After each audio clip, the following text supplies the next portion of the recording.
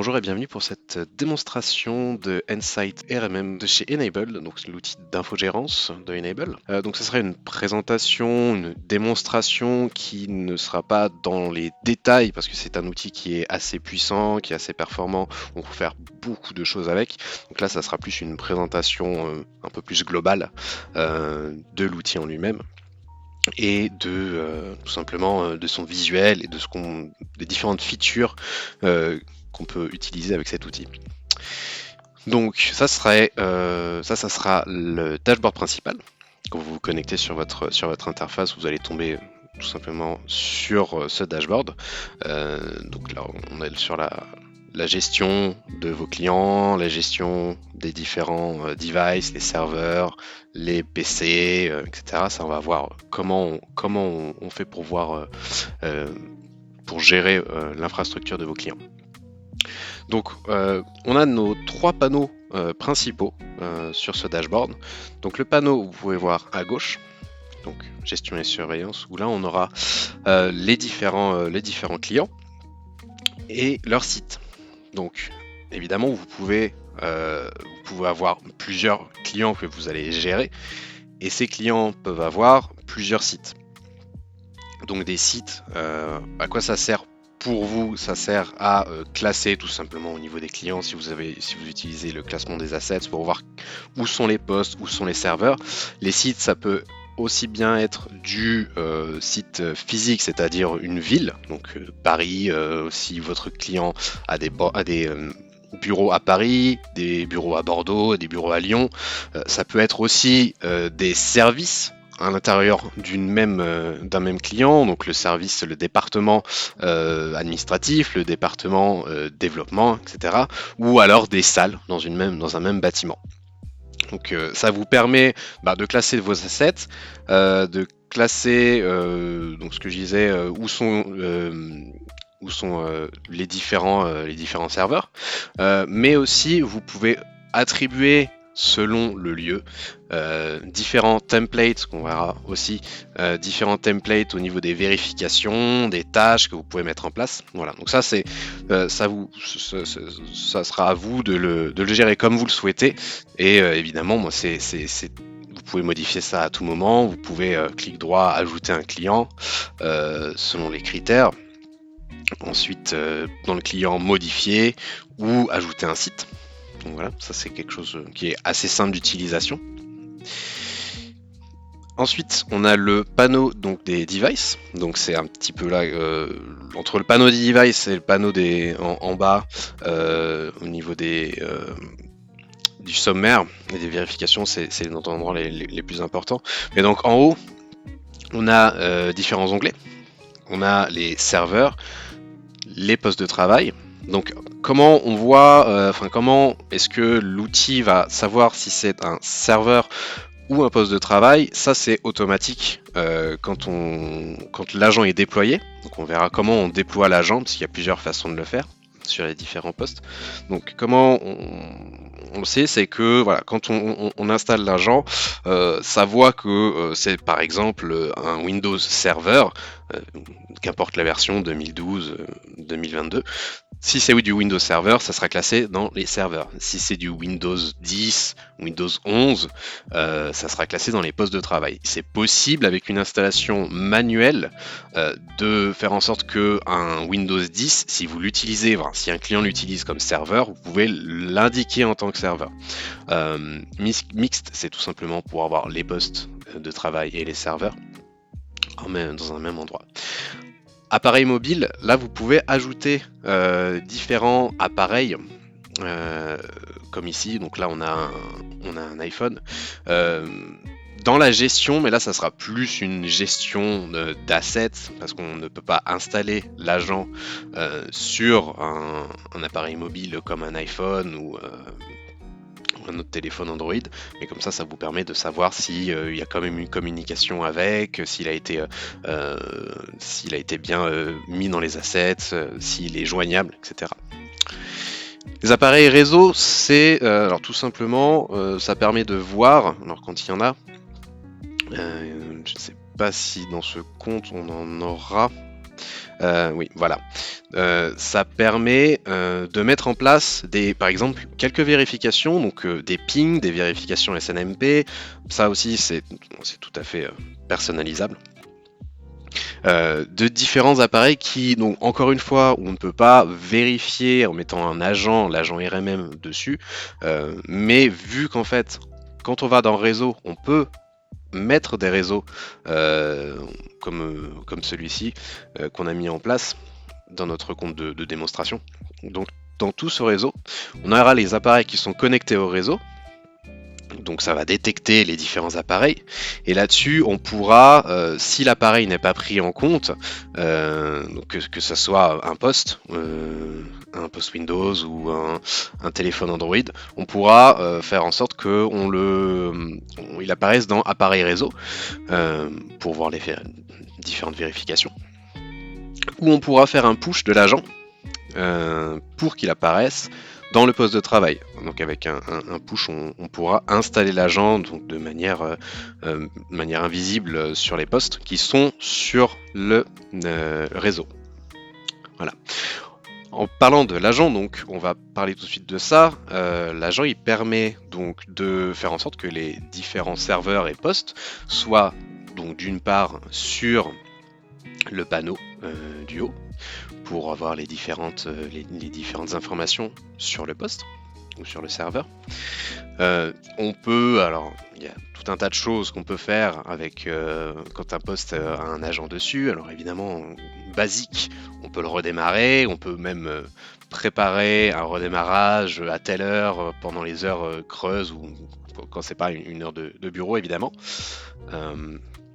On a donc tout plein de détails, on a la dernière connexion, le dernier redémarrage, on a très rapidement donc les différents, si on voit s'il y a des problèmes, ici par exemple on a sur l'onglet vérification, on peut voir qu'il y a une vérification en échec, donc ça permet d'avoir de manière très rapide une vue d'ensemble sur tout votre parc informatique. Et donc pour que les différents devices soient bien sur ce panneau, on a l'agent qui doit être installé évidemment sur les postes, sur les serveurs. Donc pour déployer l'agent, on a plusieurs façons de le faire. Soit donc dans agent, on va le faire de manière manuelle, un à un en fait, les différents devices, ou alors on peut télécharger tout simplement un point exe qu'on va mettre en place, on va le faire télécharger au poste où qu'on veut exploiter, et ensuite vous mettez vous-même vos identifiants, et c'est là que par exemple vous pouvez décider qu'un Windows 10 desktop soit mis comme un serveur. On peut télécharger un package d'installation. Donc son stratégie de groupe, donc là, donc en utilisant les GPO, les Group Object Policy de Windows, ou si votre client a un domaine Windows où tous ses postes seront sur ce domaine, il est possible de prendre un package et de l'installer de manière silencieuse à chaque fois qu'un nouveau poste est mis en place sur ce domaine. Ou alors ça vous donne aussi un point exe qui est possible d'exécuter sur tout un parc d'un même site. Ou, encore une fois, comme j'avais dit, on a aussi la possibilité d'aller dans les appareils réseau, dans le réseau, et là on aura la possibilité de faire du clic droit et de push. Alors là, a priori, tous nos appareils ont déjà l'agent, mais on peut faire un push par ici selon les versions de Windows si c'est compatible. Ensuite on arrive donc du coup sur le panneau du bas. Le panneau du bas qui permettra de voir toutes les différentes informations. Donc tout simplement le sommaire. Donc là si on prend par exemple, on est sur un poste de travail. On a le nom, la version de Windows, la version de l'agent. C'est assez important d'être à jour au niveau de l'agent, ce qui a souvent et très souvent des correctifs. On peut rapidement voir le détail matériel, rapidement regarder l'adresse IP, si on a des échecs au niveau des vérifications. Les pannes, ça sera les vérifications qui seront en échec. Donc là, directement, vous allez voir très rapidement en fait ce qui n'est pas passé au niveau des différentes vérifications que vous avez mis en place.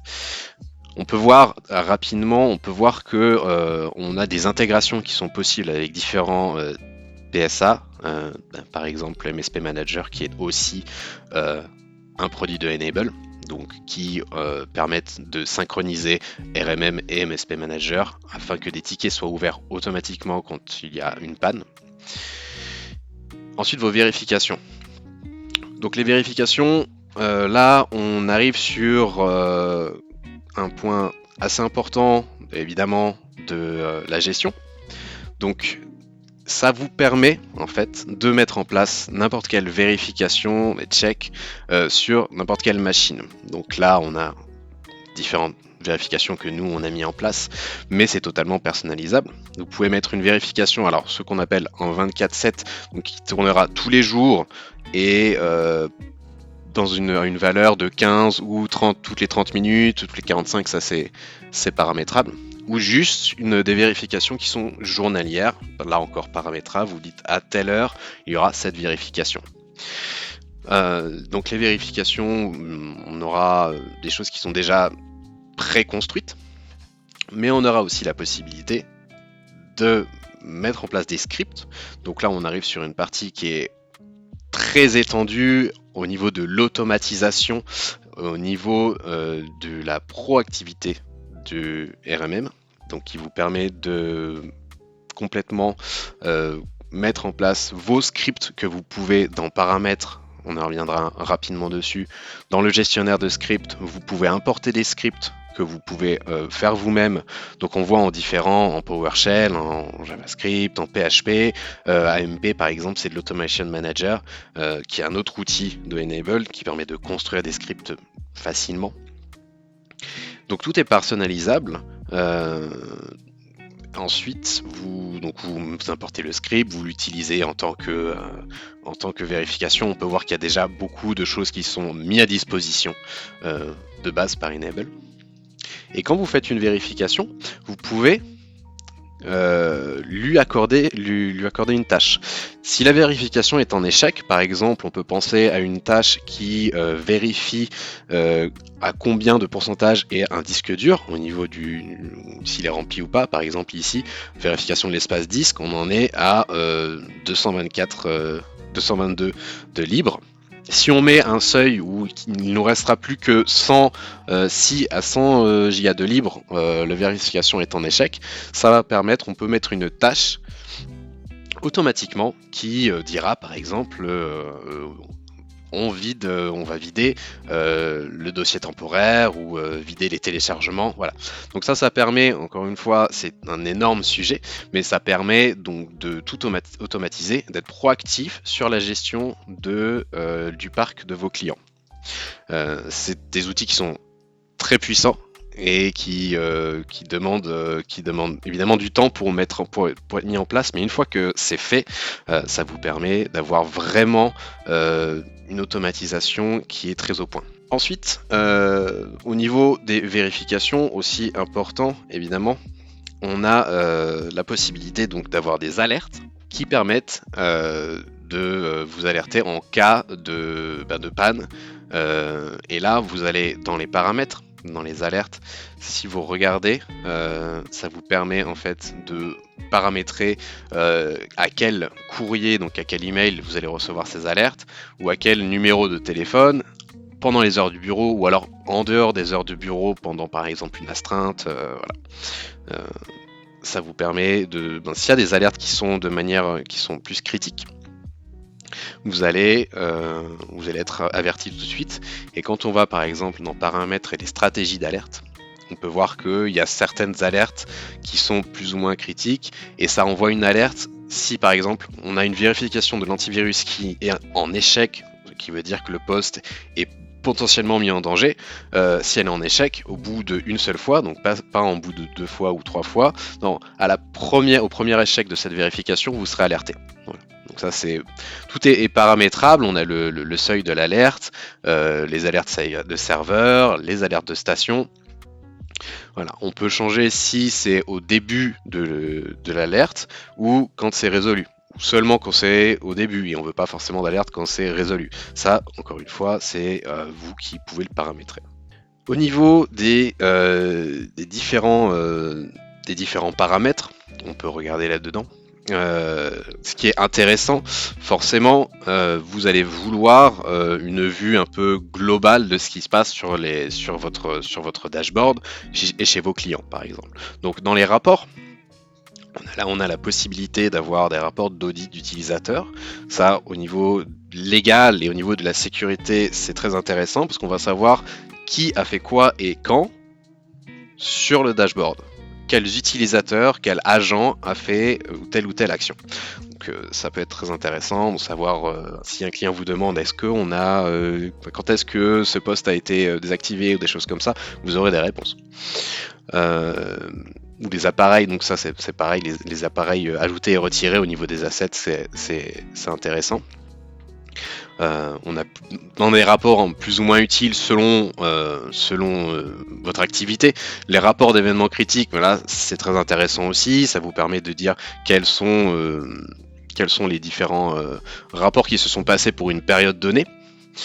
Et au niveau du client, RMM est très puissant, mais attention, si vous faites tout en automatique, vos clients vont penser que vous ne faites pas grand chose. Ce qui n'est pas vrai, vous allez être tellement proactif que les problèmes seront résolus avant que votre client s'en rende compte. C'est pour ça qu'on a des rapports clients donc, qui permettent de tout simplement dire au client voilà ce qui s'est passé, il y a eu telle ou telle panne, on a réglé ça tout de suite. Voilà, donc c'est des rapports, c'est des rapports que ce soit mensuels ou hebdomadaires. Et ça, vous pouvez, dans les modèles de mail, vous pouvez paramétrer les rapports clients et les différents messages qui vont être envoyés automatiquement. On a évidemment aussi les rapports des différentes features, où je vais en venir. Donc les rapports du patch management, de l'antivirus géré, de la protection, etc. etc. Voilà. Au niveau des paramètres, on a donc les paramètres généraux, les paramètres donc de votre dashboard. Et un paramètre assez important, c'est les heures de bureau. Même si en général, ça sera Europe-Paris, ça sera plus ou moins les mêmes heures et au niveau de les dates. Après, vous pouvez avoir des clients qui travaillent un samedi, qui travaillent les dimanches. Donc là, c'est tout à fait paramétrable. Ce qui est intéressant, c'est que vous allez mettre en place des vérifications qui ne seront mises en place ou qui tourneront, ou des tâches qui ne tourneront que hors des heures de bureau, typiquement des backups. Et donc là, c'est intéressant de mettre ça en place. Vous avez l'intégration, ce que je disais, des différents PSA. Donc là, nous, on a déjà intégré MSP Manager, mais ici, vous avez plusieurs façons d'intégrer, voilà, donc MSP Manager. De notre côté, on a aussi Allo PSA qui est compatible. Voilà. Ça permet de faire des synchronisations au niveau des assets, au niveau des différents clients, création automatique de tickets. C'est très intéressant forcément pour ce qui est de la gestion des différents cas avec vos clients. Comme je le disais, on a les paramètres d'alerte qui tout simplement permettent de paramétrer quand est-ce que vous allez recevoir une alerte, à quelle adresse, quel SMS, quel numéro de téléphone, etc. Les vérifications, donc SNMP. Là, on a la gestion des scripts, ce que j'ai brièvement montré avant. Donc on a les scripts qui sont déjà mis en place, on a des scripts qui ont été créés aussi de notre côté. On a l'utilitaire Automation Manager. Ça vaut une formation pour être tout expliqué. C'est quelque chose de très extensif. Donc si vous souhaitez une formation là-dessus, on en fait des formations, des webinaires, n'hésitez pas à nous contacter. Mais en tout cas, tous les scripts qui sont mis en place de votre côté, vous pouvez les importer ici dans Paramètres. Donc les paramètres des différents rapports à vos clients. Et enfin, on arrive sur une partie aussi très intéressante, c'est les différentes features que propose RMM qui sont, on va dire, built-in, qui sont proposées de base dans RMM ou avec moyennant. Alors évidemment, si on parle de backup, si on a des backups qui vont être facturés, voilà. Mais quand je dis de base, c'est qu'elles sont disponibles sans installer quoi que ce soit d'autre. Donc, on a dans les différentes features la possibilité donc on a différentes features avec RMM qui sont très intéressantes. Donc tout d'abord, on a donc le take control. Donc les take control, c'est l'accès à distance. Donc tout simplement la prise en main à distance, qui est donc disponible, on va dire, en intégré, comme là. Donc ça c'est la version intégrée, mais on a aussi le standalone, donc le standalone qui est une version on va dire plus aboutie, qui a un dashboard à lui tout seul, et ça vous permet donc d'avoir une vue un peu plus d'ensemble et un peu plus poussée. Mais ici vous pouvez utiliser le take control avec le moteur de Enable, ça vous permet une prise en main à distance tout simplement des différents postes de vos clients. Ensuite, la gestion des correctifs. Donc en général, il faut savoir quand on a une feature qui est mise en place pour des postes, elle sera en bas. Donc par exemple, ici, on aura les correctifs qui seront disponibles dans le panneau du bas. Donc la gestion des correctifs, tout simplement, c'est une automatisation des mises à jour des applications des différents postes surveillés. On a que ce soit des mises à jour au niveau de l'OS, donc de Windows, ou des mises à jour de n'importe quel, ici WinRAR, de n'importe quel logiciel, browser, voilà, mise à jour de sécurité pour Windows, etc. Toutes les mises à jour qui sont disponibles et que l'agent arrive à récupérer. Ici, dans les paramètres, on peut voir forcément que c'est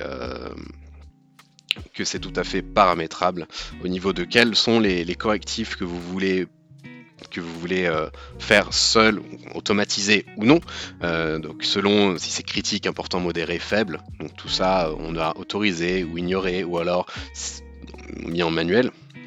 À savoir que au jour où cette vidéo est enregistrée, Windows 11 donc, est disponible avec le patch management, la gestion des correctifs, mais n'est pas poussé automatiquement et est toujours ignoré. Si vous voulez mettre Windows 11 sur vos PC, enfin, le PC de vos clients directement avec RMM, il va falloir le faire de manière manuelle en venant ici dans correctif. Et vous allez voir Windows 11 qui sera dans ignorer, et en faisant un clic droit vous pouvez la pousser sur les postes. Au niveau juste des paramètres, on suit toujours un peu cette logique des politiques de fonctionnalité, donc les stratégies qui sont vos différentes stratégies que vous pouvez mettre en place ou qui sont mises en place de base. Vous pouvez donc forcément mettre des nouvelles ou faire une édition, et là ça sera vraiment donc les stratégies d'utilisation de cette feature. Et ensuite, avec cette stratégie, vous pouvez les mettre en place, donc paramètres, quels sont les serveurs ou les clients qui vont avoir cette stratégie, quels sont les clients qui vont avoir d'autres stratégies. Donc c'est pour ça que je disais que avoir plusieurs clients c'est très pratique pour classer, mais aussi pour avoir différentes stratégies selon les clients. On va avoir des clients qui ont des sites, par exemple, qui demandent plus des stratégies différentes que d'autres sites. Au niveau ensuite des différentes features, on a du web control. Donc le web control, ça va permettre tout simplement d'analyser le trafic entrant, le trafic sortant, et de créer une vérification d'utilisation, par exemple, de la bande passante pour chaque poste. Ça peut vous permettre aussi de bloquer les sites selon les différentes catégories. Si par exemple vous ne voulez pas que ce client, ça évidemment c'est à voir avec en interne avec vos clients, mais que ce client n'aille pas sur les différents sites, par exemple des réseaux sociaux, ou alors les sites qui ont une réputation, c'est basé sur un score de 0 à 100. Si le site a une réputation moins que 60, il sera bloqué. Vous pouvez voir aussi, vous pouvez modifier à ce que pendant certaines heures, donc les heures entre par exemple les pauses midi, midi à 14h, les sites, les réseaux sociaux par exemple ne soient pas bloqués. Voilà. Donc ça c'est totalement personnalisable. L'antivirus managé, donc il faut savoir que RMM propose Bitdefender au niveau du moteur de l'antivirus. Donc sur les postes où vous allez voir votre antivirus Bitdefender qui est actif, vous allez trouver sur le panneau du bas les différentes menaces qui ont été trouvées. Et ensuite, évidemment, que faire avec ces menaces? S'il faut les mettre en quarantaine, supprimer, et encore une fois, c'est totalement personnalisable dans les stratégies. Donc on est sur comme je disais, sur un moteur Bitdefender. On peut regarder au niveau de la protection, de l'analyse, de la correction, ce qui peut être fait automatiquement ou pas. Si vous voulez tout regarder manuellement, ce qu'il faut faire à chaque menace, si vous voulez de manière tout automatique, ça c'est tout à fait personnalisable. La planification au niveau des différentes heures, etc.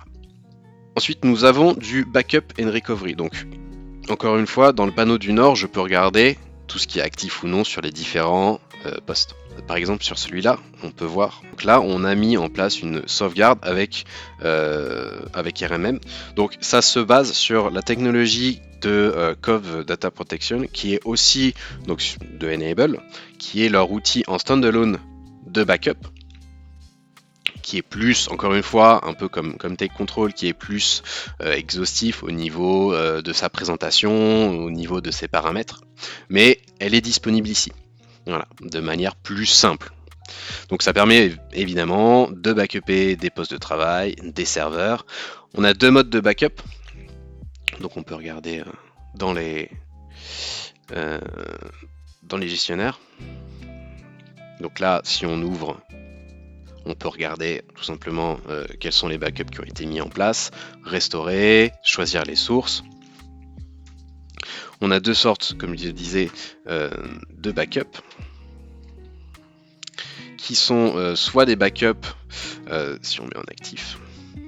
Donc ça, les serveurs, ça sera toujours des backups qui seront professionnels, où on peut mettre en place des différentes règles, le jour, l'heure. Ça sera des backups où vous pouvez mettre soit juste les fichiers, soit aussi l'état du système, donc pour faire des restaurations, ce qu'on appelle en bare metal, qui permettent de restaurer tout un poste. Si par exemple un poste n'arrive plus à booter, ou un serveur n'arrive plus à booter, vous avez la possibilité de mettre en place un bare metal. Donc vous prenez sur une clé USB par exemple, ou un disque dur externe, vous faites un exécutable ou un ISO sur cette clé, pour qu'elle soit bootable sur le nouveau poste, et que donc vous pouvez mettre en place une restauration sur le nouveau poste pour le remplacer. Donc ça c'est disponible avec les paramètres en professionnel, mais il y a aussi juste là les documents. Donc là les documents, ça sera juste du on-off, et ça va prendre les documents du PC, pas du tout les fichiers système. Donc c'est moins exhaustif, moins puissant, mais au niveau de, par exemple, la facturation, forcément, c'est facturé moins cher. Et bien cette présentation est maintenant terminée. Comme expliqué, ce n'était qu'un aperçu de N-Sight et de ses fonctionnalités. Si vous souhaitez en savoir plus sur ce produit et son utilisation, n'hésitez pas à nous contacter. Nous pourrons vous proposer un accompagnement plus personnalisé et détaillé si besoin. Nous proposons aussi régulièrement des webinaires et des formations. Restez donc à l'écoute de nos actualités. Merci et très bonne journée.